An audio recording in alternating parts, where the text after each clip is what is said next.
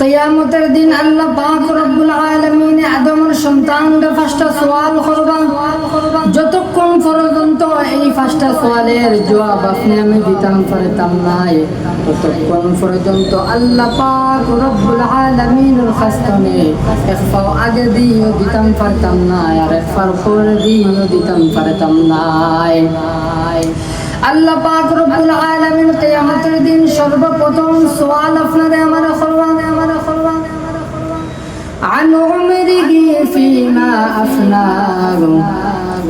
হে বান্দা আমি যেন তোমারে দুনিয়ার জমিনের মধ্যে যেন এত লম্বা এক যৌবন দিলাম, দীর্ঘ লম্বা এক যৌবন যেন আমি তোমার দুনিয়ার জমিনের মধ্যে দিলাম। 50 বছর 60 বছর 100 বছর যে যৌবনটারে তোমারে আমি দুনিয়ার জমিনের মধ্যে আল্লাহ পাক রব্বুল আলামিন দান করলাম।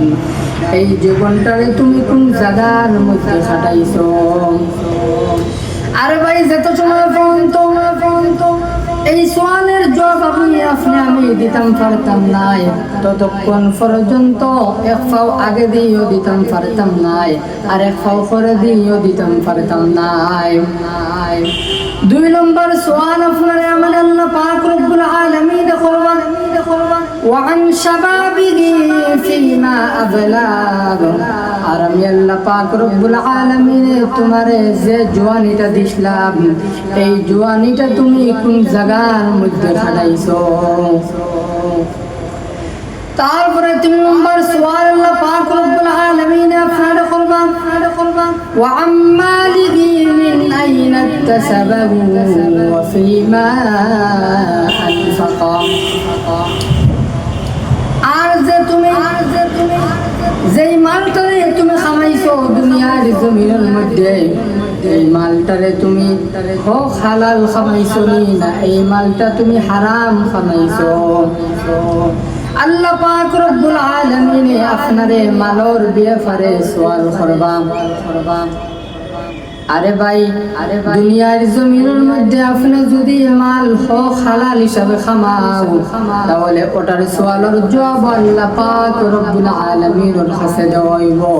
আর যদি তুমি হারাম হিসাবে দুনিয়ার জমিনের মধ্যে মাল খামাও, তাহলে ওটার হিসাব আল্লাহ পাক রব্বুল আলামিনে লইবা। তারপরে 4 নম্বর সওয়াল আল্লাহ পাক রব্বুল আলামিন আপনারে করবা যে মালটা তুমি এই মালটা তুমি কোন জায়গার মধ্যে খরচ করছো? এই মালটা তুমি বালা জায়গার মধ্যে খরচ করছো না বাজে জায়গার মধ্যে খরচ করছো?